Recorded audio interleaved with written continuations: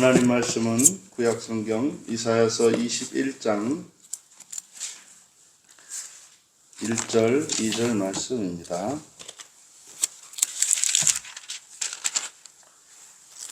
우리 같이 한 목소리로 함께 읽겠습니다. 해변 광야에 관한 경고라. 적병이 광야에서 두려운 땅에서 내게 회오리 바람같이 몰려왔도다. 혹독한 묵시가 내게 보였도다. 속이는 자는 속이고 약탈하는 자는 약탈하도다. 엘람이여 올라가고 메대여 에워싸라. 그의 모든 탄식을 내가 그치게 하였노라 하시도다. 아멘. 바다 광야의 계시라는 제목으로 말씀의 은혜를 나누고자 합니다. 우리말 성경으로는 해변 광야 이렇게 되어 있습니다만 여기는 해변 아니고 그대로 이제 바다입니다. 그래서 바다 광야의 계시 그대로 직역을 하면 이제 바다 광야에 관한 계시인데 마찬가지로 지금 이방에 대한 하나님의 계시를 이제 마샤로 나타내고 지금 이사야서 이곳에서는 이제 경고로 나타내고 있습니다. 그래서 이제 경고라고 하는 의미가 이방에 대한 하나님의 멸망에 대한 경고, 이것은 다분히 유대인 중심적인 해석인 거죠. 그것은 성경책에 담긴 모든 계시는 구원의 계시라고 하는 대전제에 위배되는 겁니다. 그래서 이러한 번역은 유대 중심적 사고, 다시 말해 선민의식에서 기초한 것이죠. 실제로 성경에 나타난 하나님의 모든 심판과 진노, 이러한 모든 것도 구원의 방식이라는 것을 우리가 잊지 말아야 합니다. 그래서 경고라고 번역한 마샤는 계시, 이때 계시를 이제 우리가 일반 계시 이렇게 이해해도 괜찮겠다. 그러면 바다 광야의 계시라고 되어 있는데 이 말이 참 어렵습니다. 사실 아직은 저도 정확하게 이게 무엇을 말씀하는지는 그 의미를 정확하게 알지는 못하겠어요. 하지만 이 바다 광야의 계시라고 하는 시작되는 1절에서부터 시작되는 이게 이제 10절까지 전부 바벨론의 멸망에 대한 이제 경고이거든요. 바벨론이 멸망할 것에 대한 경고에 앞서서 맨 앞에 이렇게 바다 광야라고 하는 이런 표현을 쓰고 있습니다. 근데 이 광야라고 하는 이 말은 교회를 상징하거든요.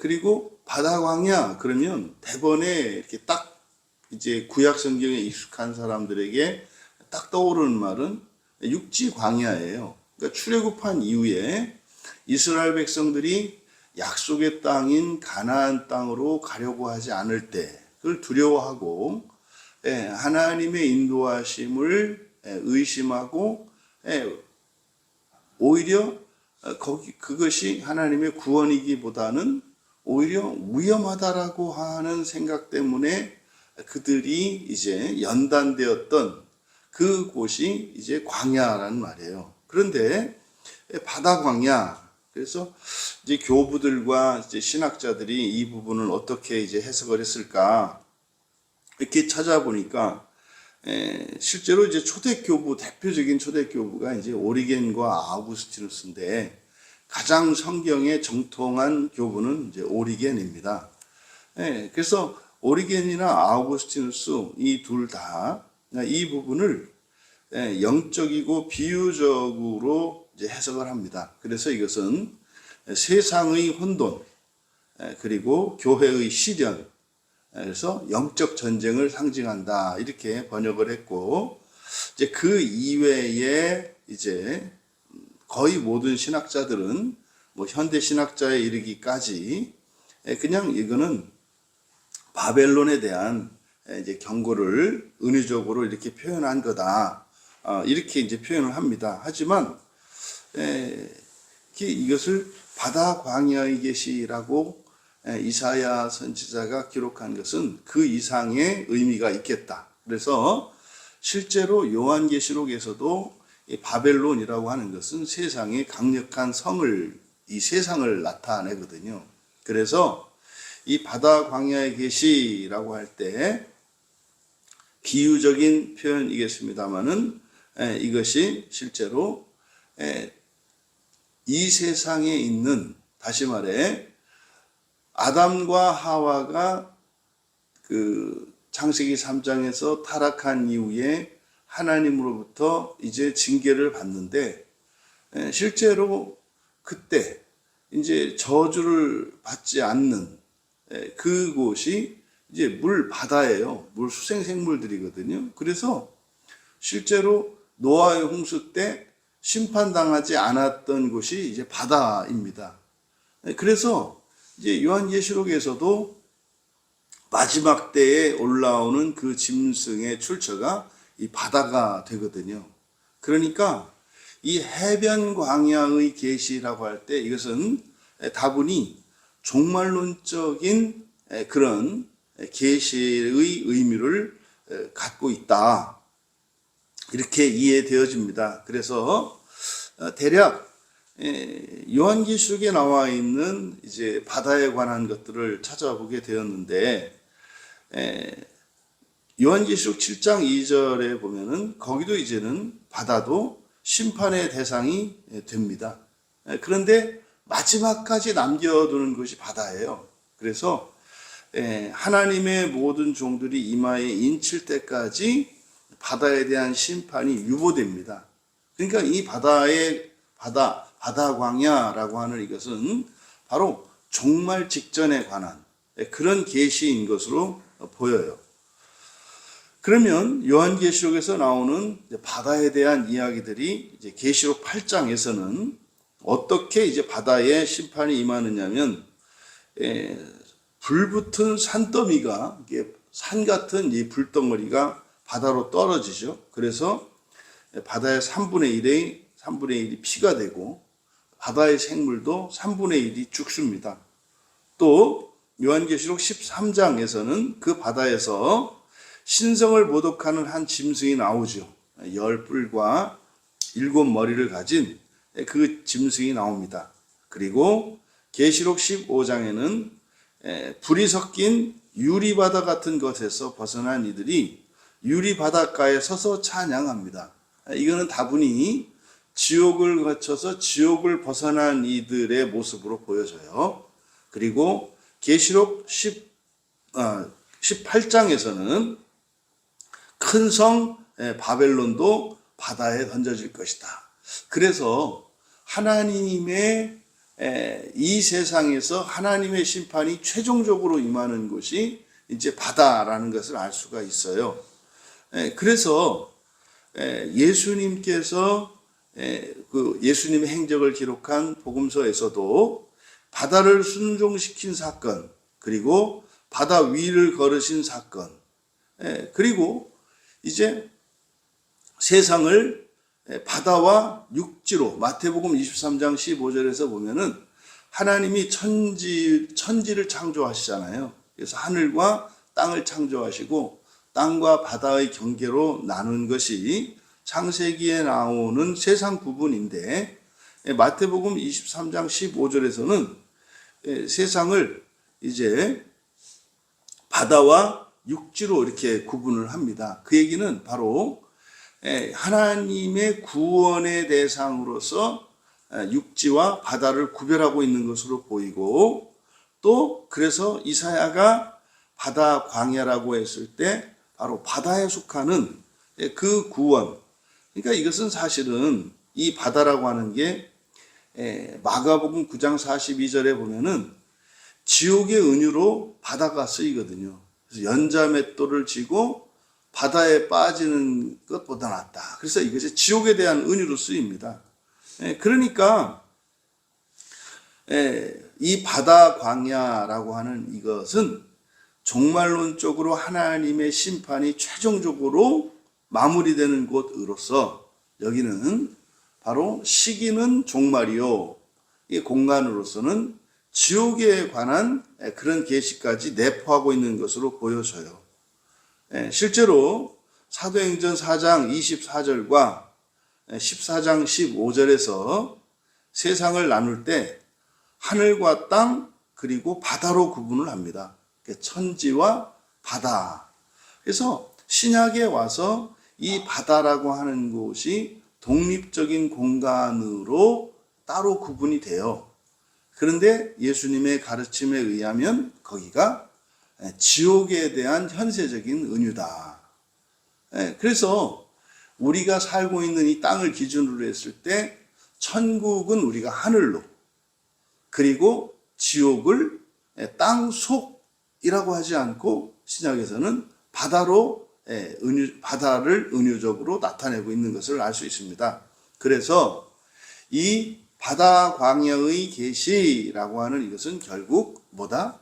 종말과 지옥에 관한 계시로 보여요. 근데 이거는 굉장히 억지라고 할 수도 있습니다. 왜냐하면 일체 다른 어떤 곳에서는 거론하고 있지 않기 때문에. 하지만 바다 광야라고 하는 이 말씀이 성경적으로 어쨌든 제가 접근 가능한 이제 그 해석이 요 정도입니다.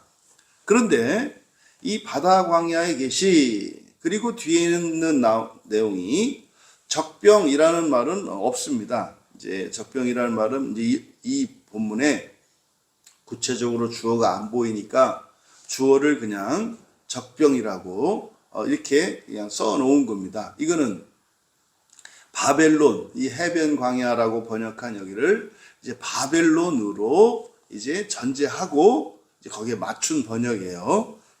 그런데 여기를 그대로 직역하면 1절을 직역하면 뒤에 있는 부분이 주어가 됩니다. 왜냐하면 이게 지금 시적으로 이렇게 표현되고 있어서 1절을 직역하면 이렇게 됩니다. 바다 광야에 계시라. 남방에서 휩쓸어 지나가는 광풍같이 광야로부터 두렵게 된 땅으로부터 오는 자.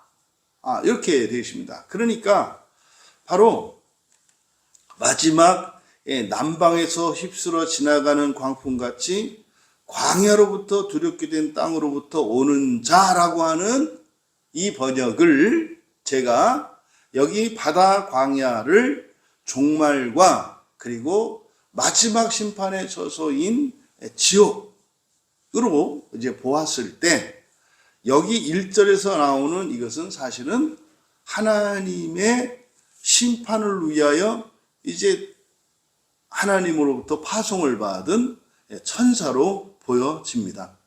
그러니까 이 마지막 때에 하나님이 말하는 그 계시록에서 나오는 그러한 심판의 상황들, 그것을 나타내는 것으로 보입니다.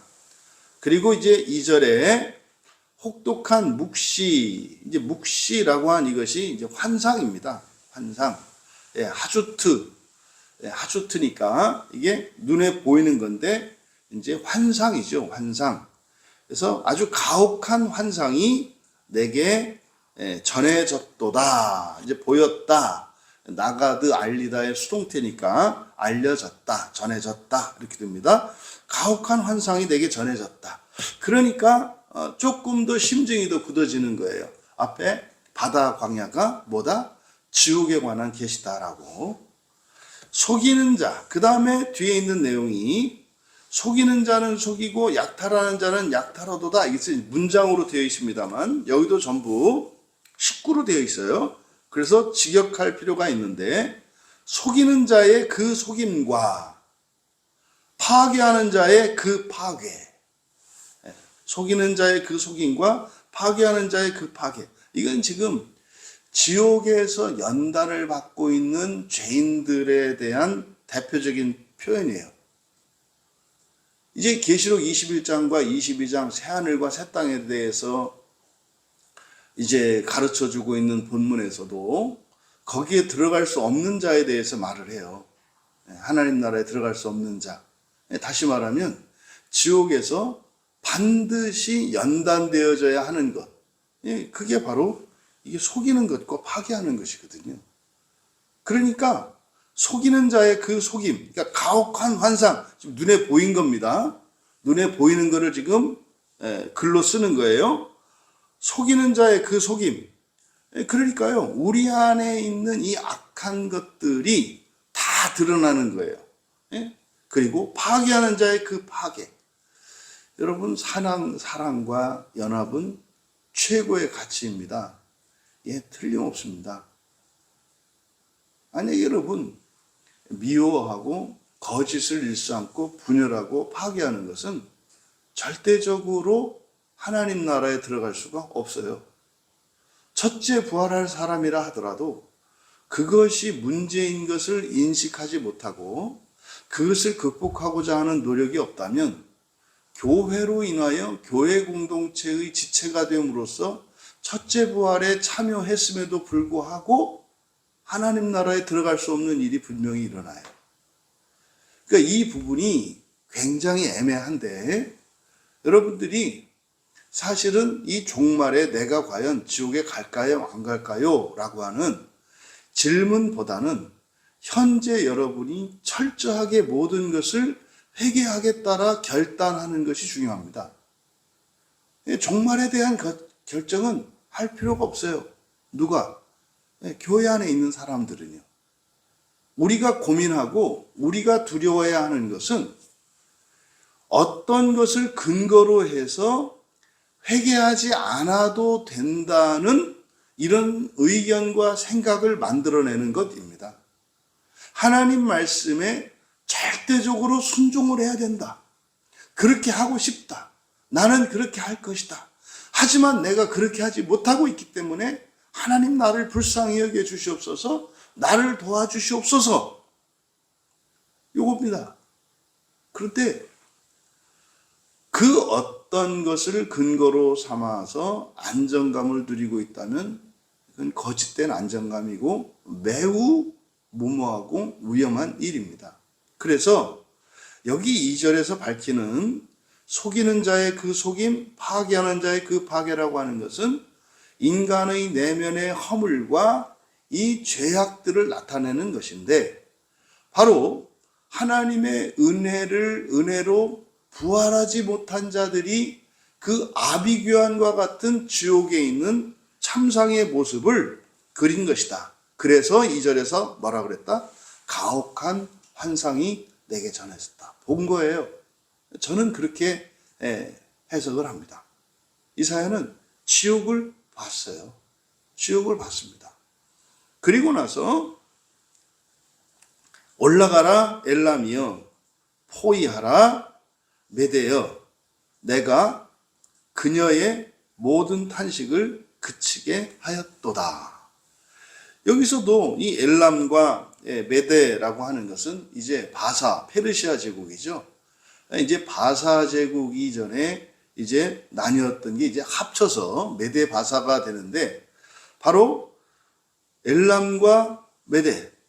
그래서 바사 제국을 통해서 이제 멸망시키는 것을 의미해요. 나타냅니다. 그러니까 실제로 이 바벨론이 고레스에 의해서 멸망당하죠. 이게 메대 바사 제국의 황제죠. 이게 주전 539년에 이제 멸망당하거든요. 그러니까 이것도 바로 뭡니까? 바벨론 제국은 말하자면 이게 이제 바벨론 제국에 대한 계시 속에 들어가 있는 거라 그랬잖아요. 그러니까 바벨론 제국이 멸망당하는 이유가 사실은 무엇 때문이라는 겁니까? 지옥에서의 그 참상을 최소화하기 위해서 멸망시키는 것이라는 의미를 담고 있어요. 우리가 이제 성경을 보면 악한 자들을 하나님께서 멸하시는 이야기들이 나오거든요. 악한 자들을 멸하시는 그 이유가 바로 뭡니까? 그들을 위해서라는 거예요. 그들을 위해서. 악하게 이 세상을 계속 살아가는 것보다는 그만 악하게 하는 것이 그들을 위한 하나님의 최선일 수도 있다는 거죠. 여러분, 이거는 참으로 너무나 안타깝고 비참한 일입니다. 오늘 말씀을 통해서 이 바다 광야의 계시, 이것은 지옥을 직접 목격했던 이사야가 바로 바벨론에 대한 계시를 내리는 것과 함께 주어지고 있습니다. 그래서 이 세상의 멸망과 파멸, 실패, 불행, 이 고난, 종종 하나님에 대해서 우리가 원망하고 하나님을 이해하지 못하는 이 부분에 대해서 이사야의 이 계시를 통해서 우리가 답을 얻을 수 있습니다. 살아도 감사하고 은혜로운 것이요. 또 우리가 흥하고 발전한다 할지라도 그것도 또 감사할 일입니다. 그런데 멸망당하고 병들고 죽어진다 할지라도 그건 우리가 감사할 일이라는 거예요. 근데 우리는 그것을 현 세대로만 놓고 일어나는 일들의 가치와 그 의미를 판단하려고 하니 어떤 것은 좋고 어떤 것은 나쁘다, 이렇게 이분법적으로 판단이 되는 거죠.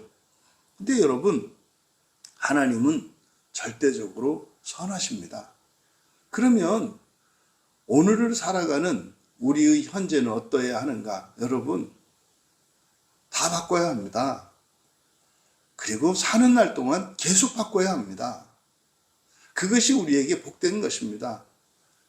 근데 우리에게 방해가 되는 게 무엇이냐면 하나님이 세상을 구원하시도록 먼저 택하셔서 사명을 주실 때 사명과 함께 주시는 그 복과 자원들이 오히려 우리 스스로를 지옥으로 떨어뜨리게 하는 시험과 함께 온다는 사실이에요.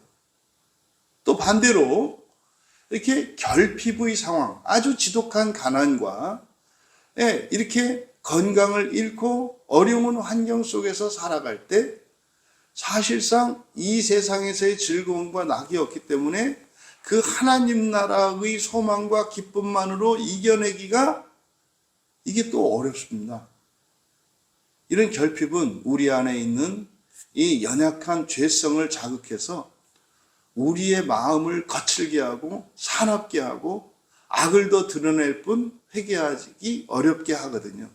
그래서요, 우리가 그렇게 부하지도 않고 그렇게 가난하지도 않은 그냥 평범한 삶이 지상을 살아가는 우리들에게는 목표가 되어야 합니다. 다만 인생을 사노라면 부할 때도 있고 가난할 때도 있을 것인데 오히려 그럴 때 특별한 사명을 감당하고 오히려 평상시에는 느낄 수 없었던 허물을 발견하고 회개할 수 있는 기회로 삼고 그리고 다시 일상을 회복하고 이렇게 특별한 사명과 특별한 고난을 잠깐 거치고 즉시로 우리의 일상으로 회복하는 이런 삶이 가장 복된 삶이다 라고 하는 생각을 가지게 합니다. 여러분, 제가 이 말씀을 통해서 믿고 해석한 이 바다 광야의 계시가 지옥에 관한 계시라는 이 말씀이 여러분들에게도 의미가 있게 받아들여지고 그리고 인생을 살아갈 때 죽음 이후에 우리의 인생을 망각하고 육체로 살아가는 이 역사만을 여러분들이 염두에 두고 살아갈 것이 아니라 더 나아가서 오늘의 현재로 과거와 미래를 바꿀 뿐만 아니라 죽음 이후에 그 세상을 준비하며 살아갈 수 있는 우리 모두 되시기를 주님의 이름으로 축원합니다. 존귀하신 하나님, 이사야 선지자가 기록한 이 말씀을 통해서 어리석은 종이 지옥에 관한 묵시를 보게 되었습니다. 이 해석이 하나님의 뜻에 온전한 것이고 부합한 것이라면 이 설교를 듣는 모든 이들에게 감동을 주시고 저희들의 현재의 삶을 하나님 나라의 첫째 부활을 위하여 더욱 살아갈 수 있게 하는 기회가 되게 하여 주시옵소서. 감사하며 예수님의 이름으로 기도하옵나이다.